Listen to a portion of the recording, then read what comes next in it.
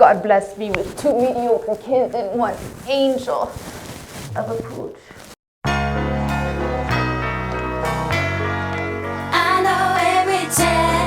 Hey guys, Melrae here. Today I woke up and I thought, let's just put on the most wrinkly shirt that we own. So I'm not naked. I love off the shoulder tops. I feel like I say I'm not naked in all my videos. Anywho. So today we're going to be doing 2017 boom, boom, boom favorites.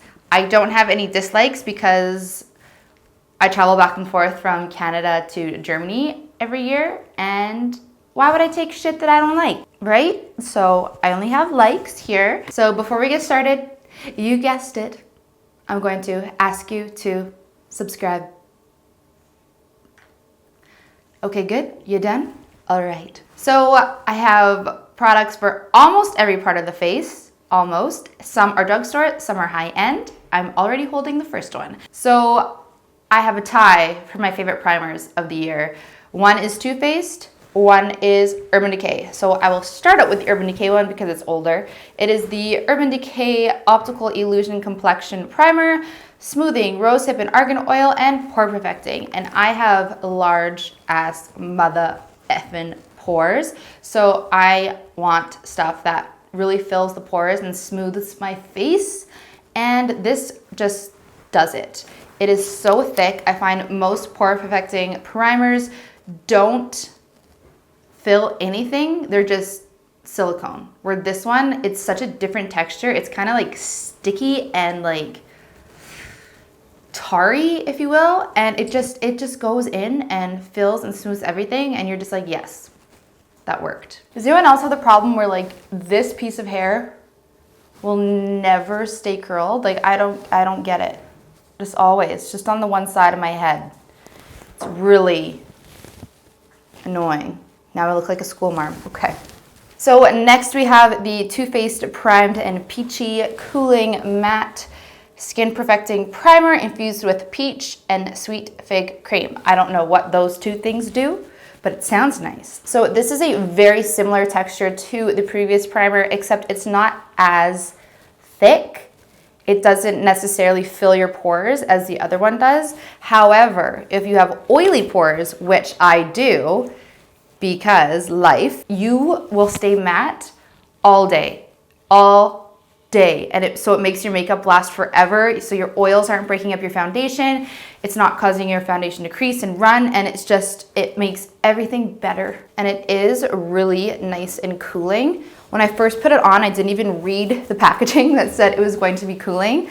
I was just like, is this me or does this feel nice? And then I was watching one of Casey Holmes' videos, and she was saying it's cooling. And I was like, I was right this whole time. So those primers are absolutely lifesavers if you have oily skin or large pores. Highly, highly recommend them. So when it comes to foundations, I had 2 products to choose from, and it came down to the wire, but I chose the Too Faced Peach Perfect over the IT Cosmetics CC Cream. And the reason why is because this is comfort matte. So it says it's matte, but it's not like in your face, matte ass, not real looking skin. It is matte, but has a dewy finish. Like it's weird. I think what it does is that it mattifies your oil. It prevents you from creating excess oil while still looking dewy. It's witchcraft is what it is, because it looks so fresh and dewy on the skin, and it's really nice coverage, and it's super buildable, doesn't accentuate pores, doesn't seep into pores, yet it's matte on the areas you need it. It's everything. I haven't checked out the shade range, but I don't think it's awesome, which is the only problem. I'm in porcelain, and this is even slightly dark. So if you're lighter than I am, which a lot of people could be, then that's not good. But this is thebomb.com. So I don't have any concealers because why do I need to talk about the Tarte Shape Tape? Everyone's talking about the Tarte Shape Tape. You already know about it, so just not going to talk about it. So for setting powder, this looks like junk, so I apologize. This is the Rimmel Stay Matte powder. This is in 03 Natural. It says up to 5 hours natural shine control with natural minerals. Helps minimize the appearance of pores, and that's it. I don't know if it helps minimize the appearance of pores or if it lasts 5 hours, but it looks so natural on the skin. It doesn't look cakey. It doesn't look powdery. It just really gives a nice finish. It's almost not really a setting powder as it is a finishing powder, because I wouldn't trust it necessarily to set like my under eye concealer or anything, but for the rest of my face that I don't need the intense setting abilities or capability, whatever the word is, this is really good because it still sets the makeup and keeps it in place without looking like it's set. Like it looks like your skin. It's a beautiful product and it's so affordable. I can't remember how much it costs, but I think it's under $6 at the drugstore. So yeah, it doesn't have a lid. My son ate it. So for bronzer, I have the Chanel 10 de Chanel, I think it's called. Soleil 10 de Chanel, and it is everything. So I've had this for a couple months now and it has not, there's not even a dent in it. Like it's incredible. It says it is a bronzing and makeup base. I don't know if you're supposed to use it as like a base for your makeup, but I just use it on top of my foundation in the areas that I would bronze, and it makes your skin look so nice. This is definitely not a universal shade. It says that it's a universal shade, but if you are dark, like on the darker end of medium to deep skin tone, it's not gonna work for you. It is very much a white girl product, but it is beautiful. It just makes your skin look natural. It just gives such a beautiful warmth to the skin without looking like you're wearing all this product. It is pretty pricey, but not for a Chanel product. It's only $50 Canadian, I think, and that's pretty affordable for Chanel, and it lasts forever. As I said, I've had this for months and there's like not even a dent. So for highlighters, I just have one highlighter because all the other highlighters I find were great, but they were as expected. Where this one kind of blew me out of the water. It was very impressive. I wasn't expecting it to be this good. It's the Maybelline Strobing Liquid Illuminating Highlighter in Light. So the one thing I don't like about this is that, well, not that I don't like about it, it's that I wish there was a like neutral undertone one, where this one is very pink. Well, it is pink. And so I can only wear it with cool makeup looks. I can't really wear it with warm looks because it clashes with the whole vibe. But it is just gorgeous. It makes your skin just look so dewy and natural and beautiful. And I'm obsessed. Like, look at that. It really outdid itself. I just wish that there was another shade besides pink, because when I'm wearing just cream products only, like foundation, a little concealer, some cream blush, and this, I just look like a natural angel that fell from the skies above. I don't look like I'm wearing any makeup. It is incredible and so beautiful, and I'm obsessed. And they need to come out with more shades because it's everything. Now I don't know what to do with this shit on my hands. So for brows, I have two products, none of which are drugstore, I apologize. The first one being the Makeup Forever Brow Liner. I don't use this product on my Instagram and YouTube enough. I barely use it because it takes a little longer to use, and I like to be quick because I've got kids and I don't have lots of time. This stuff is just amazing. It is so pigmented. It goes on so easily. The applicator is a nice fine tip, so you can really precisely draw on brow hairs. What I like to use it for is just drawing brow hairs on when I'm using like a brow pencil or powder underneath, and then I really want the look to look very natural, so I just do some brow strokes in there, and it makes your brows look just fluffy and natural. And the theme of this video appears to be natural, because everything I've said so far is natural, natural. Second product is the Benefit Ready Set Brow Gel. This stuff is so good.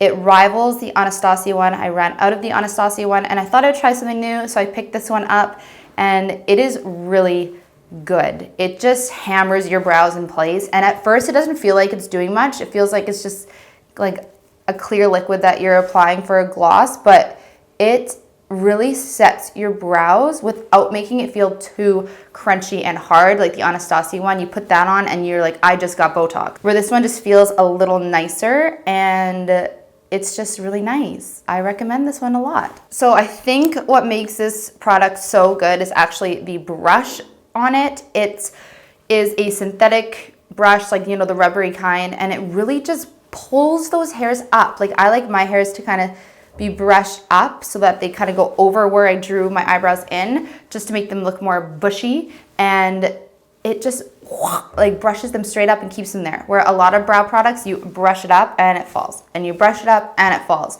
With this, it doesn't fall. So for mascara, I have chosen the Voluminous Lash Paradise by L'Oreal. I have been using the original L'Oreal Voluminous for probably close to 20 years. I started wearing makeup or like playing with makeup in grade 5, so I was around 11, I guess, and now I'm 31. And this is just a nice twist on a classic. It is waterproof. It separates your lashes beautifully without clumping. The only thing is it dries out really fast, so you have to keep repurchasing. But that's all I can really say about it. It's really good. What else can I say about a mascara? It doesn't clump. It's black. It's waterproof. It's good. So last but not least, this isn't the last product, but it's the last category. I have eyeshadow palettes. So I have 3 high-end and 1 drugstore. Let's start with the drugstore. This I just got a couple days ago. I'm wearing it on my eyes today, and it is the Maybelline The Burgundy Bar, and I love this. It really outdid expectations. I have the blushed nudes. I can't remember what it's called, but the one that looks like this, but it's like a blushed rose gold kind of shades. That was absolute shit. Like, it was awful. I hated it. Where this one has been really, really nice. All the colors have swatched beautifully. They've applied beautifully. You just need to pack the shimmers on a little more or use your finger. But other than that, I think it's so nice. And it was only $9, so you can't beat that. I just hate when brands don't put the product in, like the eyeshadows in their separate tins. They just put it right in the plastic, like bake it in the plastic. I don't like that. But it's a drugstore product. I'm not expecting tons when it comes to packaging. I just want it to perform, and it does that. And I think it's beautiful for the fall, for the winter. I think it's just a beautiful palette. And I thought that it was newer than it was. I thought it just came out. Might have just come out in Europe, but I think it's been out for a few months now, but I really, really like it. So I'll just do a swatch of some of the shimmery shades. I barely touched that, you guys. I know swatches don't tell the whole story, but overlapped swatch, but they're just beautiful eyeshadows. So our next palette is the Too Faced Just Peachy palette. Come on, look at this packaging. It is so glamorous with the gold, and it just clasps so nicely, and the ombre and everything. It's beautiful, and the big mirror and the shade selection, like, god damn, it's really good. I know they just released pictures of the white peach palette. That one I'm a little nervous about because I don't know. But this one is, I'm obsessed with it. It smells like peaches, but not overwhelming. It is beautiful. I have a tutorial on my Instagram that you guys can check out if you want to see me use this. It is so good. Like, I don't know how to talk about it. Like, I'm at a loss for words. When you describe like 20 products at once, you want to use different words and you can't think of any. The shades are so pigmented and beautiful. They're just really nice shades. Swatches don't really do justice to what the palette actually can do for you. But for the packaging alone, like, I just want it to sit on my table and look at it all the time. So I have 2 palettes left. The first is an obvious one, and I didn't want to like this. I wanted to hate it so bad. It is the Huda Beauty Desert Dusk palette, and this bitch is It's so nice. It's so nice. I don't like the packaging, like just the picture. I think it's kind of getting annoying just seeing her face on everything. When I buy makeup, I don't want to just see someone's face. I like packaging like this. It's cute. Or this, I'm like, I don't need to see your face on everything.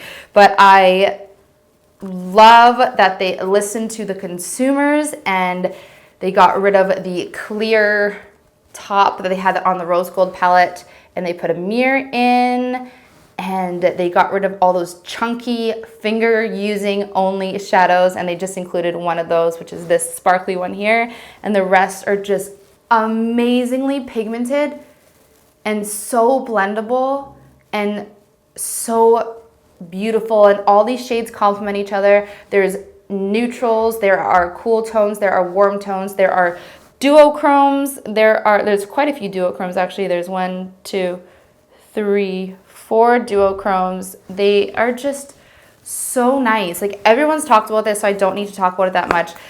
But I didn't try the rose gold palette because I just saw awful reviews on it. But then I saw some of my Instagram friends using this one, and I caved. It is on the pricier side, but for the quality, it's so worth it. I'm going to use this forever, I know it. And the packaging is nice and sturdy. It just feels good quality. And for a brand owned by an influencer, I'm impressed.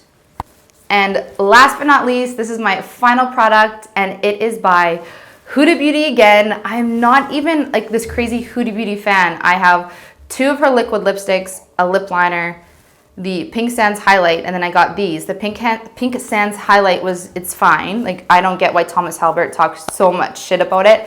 I think that it is very nice. It's not amazing, but it's fine. But these bitches, the little mini palettes, like, look how small that is. It is tiny. It's hard to tell in YouTube videos. Like, I watched everyone else talking about them, saying how cute and small they were, and I still didn't realize how small it was gonna be. When I opened it, I was like, holy crap. That's small, but it packs so much punch. It has 9 shadows in it. This is the Smokey Obsessions one. It has a mirror, amazing. It has 9 shadows.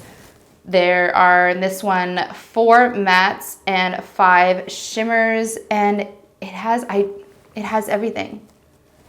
Like, I could travel with this and only use this. If I went away for like months, I could just take this and I would be happy. It is expensive, but again, it performs so well. You get 9 shadows. It's not that expensive because the quality is so there. It is so pigmented and beautiful. I haven't tried the other, I think there's 2 more or 3 more. I haven't tried those ones because I have all those eyeshadows. I don't need more of those eyeshadows, but this is so nice. I love these cool tones. I love how there's a transition shade, crease shade, a black shade, which you always need, a silver and a gold, and then these 2 like neutral pink and a little darker undertone ones that can be used as highlights or in the center of your lid. I just wish that they got rid of maybe that one because I find these 2 are very similar. I find these 2 are very similar too. I wish that they included maybe a pearlescent champagne shade that was lighter than this one to be used as a highlight. The only downfall is that they're so soft that you cannot drop these. So I barely dropped this. It fell like a foot onto soft hardwoods, and the gold and the champagne shade like popped out kind of in one piece, so I was able to just like squish it back in because they're so soft. But don't drop them because you will instantly regret it. So that is it. Those are my top products of 2017. I wish I had some flops for you guys, but those are all at my house in Canada, so I don't have those here. But we don't need to be negative over here. We just be positive. So those are my favorite products of 2017. I hope that you found some good recommendations. And if you're going to pick up some of these products, let me know in the comments which ones you're going to get. And definitely let me know what your favorite product of 2017 is. And go find me on Instagram, which is at @LashesLoveAndLeather. And I will see you next time. Bye, guys.